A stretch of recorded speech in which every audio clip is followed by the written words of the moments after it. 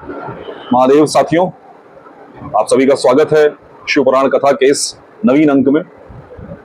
पिछली बार हम लोगों ने शिवपुराण महात्म की कथा का श्रवण करना प्रारंभ किया था। चंचुला की कथा अगर आप लोगों को याद हो तो हम लोगों ने प्रारंभ की थी कि किस तरह से एक पतित स्त्री जिसने जीवन में बहुत सारे गलत काम किए, प्रभु की कथा सुनकर कथा में उसका हृदय लगने लगा।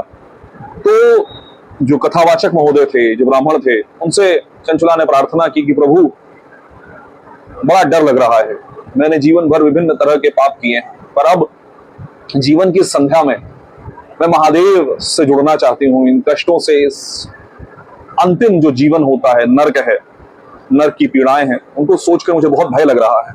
आप ही मेरी रक्षा करिए। हालांकि इस संदर्भ में कल हमारे गुरुदेव से जब हम वास्तु पढ़ रहे थे तो एक बड़ी रुचिकर चर्चा हुई, तो उन्होंने बड़ी अच्छी बात कही कि आशुतोष जी, आजकल लोग अपने घरों को वास्तु के अनुरूप नहीं बनाते। इसी तरह से जो मेरा अपना अनुभव रहा कि विवाह करने वाले, खासतौर पे जो आजकल एक नई पीढ़ी शुरू हुई है, हमारी भी है, जिसने प्रेम विवाह किया, जो प्रेम विवाह कर रही है और कुंडली ठीक से नहीं मिला रही। अब कुंडली आपने ठीक से नहीं मिलवाई, पंडित जी को 100 रुपया एक्स्ट्रा दिया, पंडित जी कुछ तो जुगाड़ करके ब्याह करवा दीजिए। पंडित जी ने कहा अपनी ऐसी तैसी में जाओ, हमसे क्या। और आज ज्योतिषी के पास आए हैं, या उल्टा और भी बुरी स्थिति है कि कुंडली मिलवाई ही नहीं। घर वालों ने कहा हमारे यहाँ कुंडली नहीं मिलवाते। अरे कुंडली मिलवाना कोई परंपरा थोड़ी ना है, कुंडली मिलाना तो एक आवश्यकता है। उसी तरह से घर को बनाते वक्त किसी वास्तुविद से उस नक्शे का परीक्षण करवाना एक आवश्यकता है। तो आपने बबूल का पेड़ बो दिया, बोया पेड़ बबूल का, तो आम कहां से हुए। अब जो आपने किया है भुगतेंगे तो आप ही। विवाह के संदर्भ में या वास्तु के संदर्भ में जो मैं एक लाइन अक्सर कहता हूं, क्यों रहीम कैसे चले केर बेर के संग, बेरस डोलत आपने इनके फाटत अंग। अब जब भैया तुम्हारा स्वभाव था केले जैसा, केले के पेड़ जैसा मुलायम, लड़ाई झगड़ा नहीं करना, सब जगह शांति रखो, लड़ाई झगड़ा मत करो, और तुमने किया विवाह एक मांगलिक स्त्री से जो दिन रात कलह प्रिया ठहरी, जो कलह के अलावा कुछ करना ही जानती नहीं, तो भुगतोगे तुम ना। कोई भी उपाय, क्या बेर के पेड़ को केले का पेड़ बना सकता है? नहीं बना सकता। बबूल के पेड़ को आम का पेड़ बना सकता? नहीं बना सकता। तो बस ये है कि प्रभु का नाम लीजिए दिन रात, तो इन समस्याओं को झेलने का सामर्थ्य आ जाएगा। हालांकि वास्तु में तो ऐसा कहा भी जाता है कि यदि संध्या काल में प्रभु का नाम ले नियमित रूप से, कीर्तन, संकीर्तन शब्द आता है, यानी यदि प्रभु का संकीर्तन सारा परिवार मिलकर घर में करे और घर के प्रत्येक कोने पे या कम से कम घर में उस संकीर्तन का वाइब्रेशन हो जाए, तो वास्तु दोषों का निवारण हो जाता है। नाम जप का इतना महत्व। खैर, कभी इस बात पर लंबी चर्चा करेंगे। तो चंचुला ने कहा कि प्रभु अब मैं क्या करूं। तो जो कथावाचक महोदय थे, ब्राह्मण जी, उन्होंने कहा कि भाई प्रभु की शरण में जाइए, महादेव सब कुछ संभाल सकते हैं। भावी मेट सकई त्रिपुरारी। तुलसीदास जी जैसे महान राम भक्त ने भी कहा कि भावी मेट सकई त्रिपुरारी। भोलेनाथ विधि का विधान बदल सकते हैं। मार्कंडेय जी के संदर्भ में हम लोगों ने देखा ही देखा। तो उन्होंने रास्ता दिखाया, कथया सिद्ध्यति, कथया सिद्ध्यति ध्यान मनया गिरिजापते, ध्यानाज ज्ञानम परम तस्मात् कैवल्यम भवति ध्रुव। अर्थात इस शिव पुराण की कथा सुनने से गिरिजापति, भोलेनाथ, अघोरेश्वर, महादेव, शंभु, कैलाशपति के चरणों में ध्यान सिद्ध हो जाता है। फिर उस ध्यान से ज्ञान उत्पन्न होता है और उस ज्ञान से कैवल्य पद प्राप्त होता है। चंचुला को बात समझ में आ गई। चंचुला उन्हीं कथावाचक महोदय के आश्रम में रहने लगी। वहां दिन रात वो ब्राह्मण सेवा करती थी, संत सेवा करती थी, कथा सुनती थी, नित्य स्नान करती थी, शिव पूजन करती थी। और इसी पूजन के क्रम में धीरे धीरे धीरे धीरे उनका चित्त पवित्र हो गया। कथा आती है कि ऐसे ही भक्ति के समय में, प्रभु की भक्ति में लीन जब वो थी, तब उनका शरीर छूट गया। और शरीर छूट गया तो उनको साक्षात शिवलोक की प्राप्ति हुई। उनको लेने भोलेनाथ के गण पधारे, लेकर गए। वहां पर उन्होंने जब प्रभु का कर्पूर गौरम स्वरूप देखा तो वो बिल्कुल भाव विहल हो गई। तो शिवलोक में उनको स्थान मिला।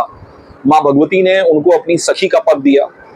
और चंचुला इस अवस्था में भी अपने परिवार को नहीं भूली, बिंदु को नहीं भूली। पिछली कथा में, पिछले अंक को देखेंगे तो आपको बिंदु की कथा याद पता चलेगी। तो बिंदु को वो नहीं भूली। उन्होंने मां भगवती से प्रार्थना की कि मेरा पति बहुत पापी था, वेश्यागामी था, वो किस स्थिति में है। तो माँ ने कहा कि वो फिलहाल विंध्याचल पर्वत पर पिशाच योनि भोग रहा है। तो चंचुला ने माँ से अनुरोध किया कि माँ आप उसे भी शिव कथा सुनाकर मुक्त करवा दीजिए। माँ ने उनके अनुरोध पर तुम्बुरु नाम का एक गंधर्व था उसको भेजा और तुम्बुरु ने शिव कथा सुनाई और उस पिशाच स्वरूप में बिंदुक के मन में भी शिव भक्ति उत्पन्न हुई और उसकी भी मुक्ति हुई। तो शिवपुराण, भागवत, देवी भागवत, ये सारी कथाएं हमारे मन में भक्ति उत्पन्न करती हैं। जैसा फिर से मैं उस उल्लेख को पुनः आपके समक्ष रखना चाहूंगा जो भागवत जी में आता है कि सर्वप्रथम भक्ति उपजती है, या कहिए सही शब्द आया कि भक्ति सबसे पहले उतरती है उस परमात्मा के वैकुंठ लोक से, शिव लोक से हमारे मन में भक्ति उतरती है, भक्ति महारानी उतरती है। जब भक्ति महारानी मन में उतरती हैं तब ज्ञान होता है। ज्ञान क्या होता है? पिछले वीडियो में हम लोगों ने एक स्वार्थ की चर्चा की थी। तो स्वार्थ के दो अर्थ हो सकते हैं। पहला जो समाज लेता है, स्व अर्थ यानी अपने लाभ, धर्म अर्थ काम मोक्ष में अर्थ को जो श्रेणी दी गई वो धन की दी गई। धन, भौतिक सुख, भौतिक समृद्धि, भौतिक संसाधन, उन्हें अर्थ से जोड़ा गया। तो स्व अर्थ, अपना अर्थ, अपने लिए कितना धन, संसाधन, अर्थ एकत्रित किया जाए, ये है। लेकिन स्वार्थ का एक और अर्थ भी हो सकता है, अपना अर्थ जानना। अपना अर्थ जानना यानी मैं कौन हूं।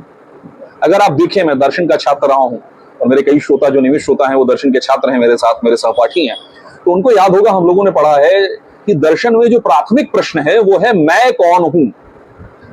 इसी से अधिकतर दर्शन, चाहे वो भारतीय दर्शन हो, चाहे वो पाश्चात्य दर्शन हो, कांट हो, अरस्तु हो, अरस्तु का वास्तविक नाम एरिस्टोटल, प्लेटो हो, इन सबका जो प्राथमिक प्रश्न था वो था मैं कौन हूं। मैं, मेरी पत्नी नहीं, मेरा बच्चा नहीं। जैसा कि ओशो कहते हैं, सन्यास बड़ी व्यक्तिगत सी चीज है। जैसा मैं अक्सर कहता हूं कि वैदिक ज्योतिष या कुंडली एक सामाजिक ताना बाना नहीं है, एक सामाजिक चीज नहीं है, ये एक बड़ा व्यक्तिगत विवेचन है कि मेरे जीवन में क्या घटित होगा, मैंने अपने पूर्व जन्मों में जो पाप किए हैं, पुण्य किए हैं, उनका कौन सा फल मुझे इस जन्म में प्राप्त होगा। तो उसी तरह से स्वार्थ का एक अर्थ ये भी हो सकता है कि मैं अपने अर्थ को तलाशूं।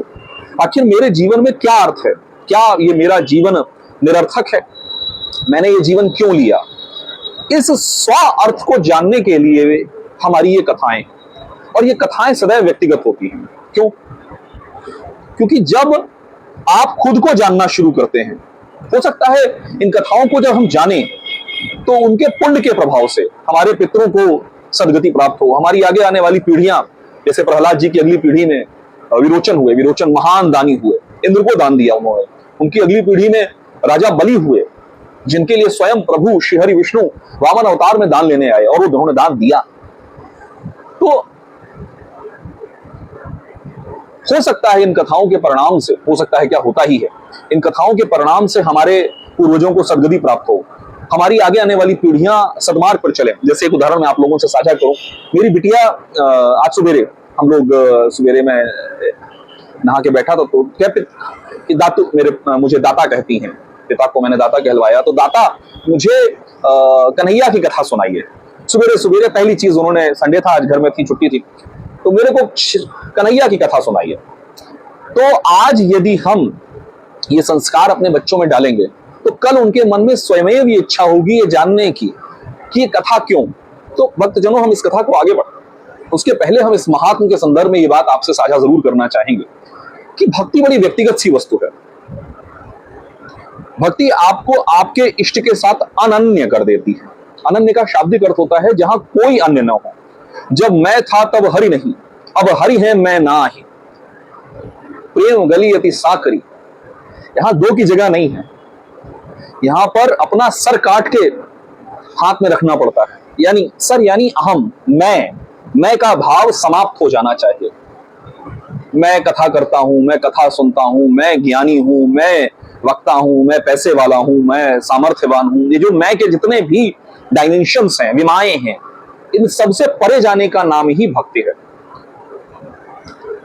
मीरा जब विष पीती हैं तो वहां कोई पर है नहीं, कोई दूसरा है नहीं जो विष पिला रहा है और जो विष पी रहा है। वहां माधो ही विष पी रहे हैं और माधो ही विष पिला रहे हैं। तो भक्तजनों, इन कथाओं का महात्म, इन कथाओं का महत्व यह है कि हम अपने इष्ट के चरणों में भक्ति पाने लगते हैं। हमारे गुरुदेव कहते हैं सारी जप, सारी साधना, सारे पुरस्चरणों का सिर्फ एक लक्ष्य है, अपने इष्ट के चरणों में पूर्ण शरणागति प्राप्त कर लेना। शरणागति की परिभाषा देते हुए मैंने एक बार हमारी भाभी जी हैं उनसे कहा था कि शरणागति वो है कि जो मेरी बेटी, इसको बहुत मुश्किल से बड़े समय के बाद मां भगवती के वरदान स्वरूप मैंने पाया है, बहुत प्यार और स्नेह है उससे,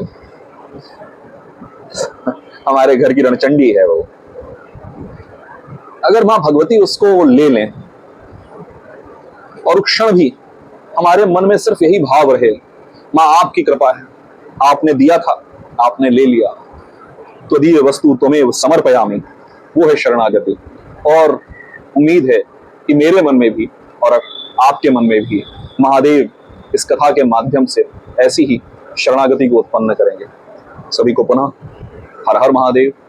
दो विषय आप लोगों के साथ और आज से साझा करना चाहता हूं। पहली चीज, मेरे चैनल को लाइक, शेयर, सब्सक्राइब करें ताकि मेरा उत्साहवर्धन हो, पहली बात। दूसरी बात, अगर आप चाहते हैं मैं किसी विषय पर कोई चर्चा करूं, किसी प्रश्न का उत्तर चाहते हैं तो, या सुझाव देना चाहते हैं कि किसी विशिष्ट कथा का, विशेष तौर पर शिवपुराण की, अभी शिवपुराण चल रहा है तो शिवपुराण की किसी कथा का विवेचन किया जाए, तो जरूर आप लोग मुझे सुझाव, सलाह जरूर दें। मैं आपके सुझावों का, प्रश्नों का प्रतीक्षा करूंगा। आप सभी को पुनः हर हर महादेव, शुभ रात्रि। शीघ्र ही पुनः मुलाकात होगी अगले अंक में। हर हर महादेव।